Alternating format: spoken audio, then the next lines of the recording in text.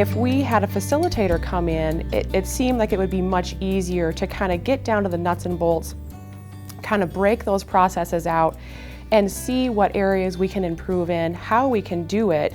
And we believe that having a facilitator would aid in that process. The sense of frustration by board members basically asking the question, why do you need me here?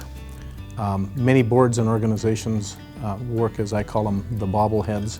They come and they listen to the staff explain what they did the last month, and everybody sits and says, oh, that sounds really good.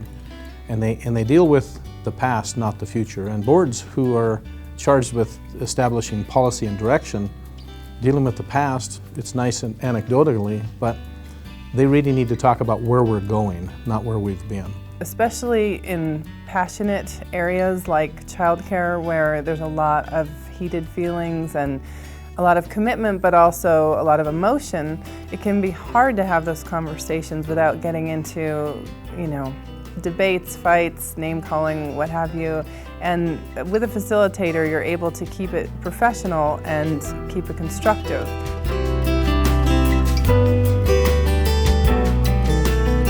That facilitator brings in a lot of enthusiasm, keeps people thinking, keeps people on their feet, and nothing ever gets boring.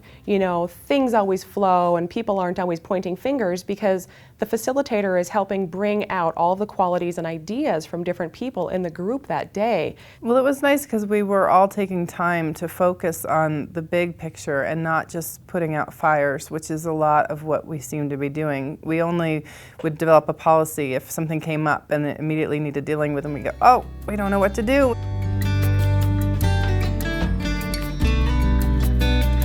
What's exciting is that in February, March, April of last year, we might have 12, 13, 14, 15 board members out of 24 show up. We're finding ourselves having to bring extra chairs in. We have investors in our program who are interested in participating in board meetings because they heard about a discussion. Our meeting last week with the City Council's master plan process dominated about 75% of our agenda, and it actually evoked some input that caused the City Council to run through a flurry of emails that are taking recommendations from that and implementing them in the draft of that master plan already. We're much more proactive. We're in the process now of redoing our entire handbook, which had never really been rewritten in 10 years and was pretty much obsolete in some areas. And so this summer the board is stepping up and doing that, and they're clear that they are the ones who should do that, which is really nice because the teachers do a lot in the classroom, but that's what our board is for, and now they understand that and are willing to put the time into it, and I think it will help it all run much more smoothly in the future. This is not something that you should be afraid of. Board members should look forward to board meetings. They should see them as exciting opportunities for growth in their organization, and that's a good thing.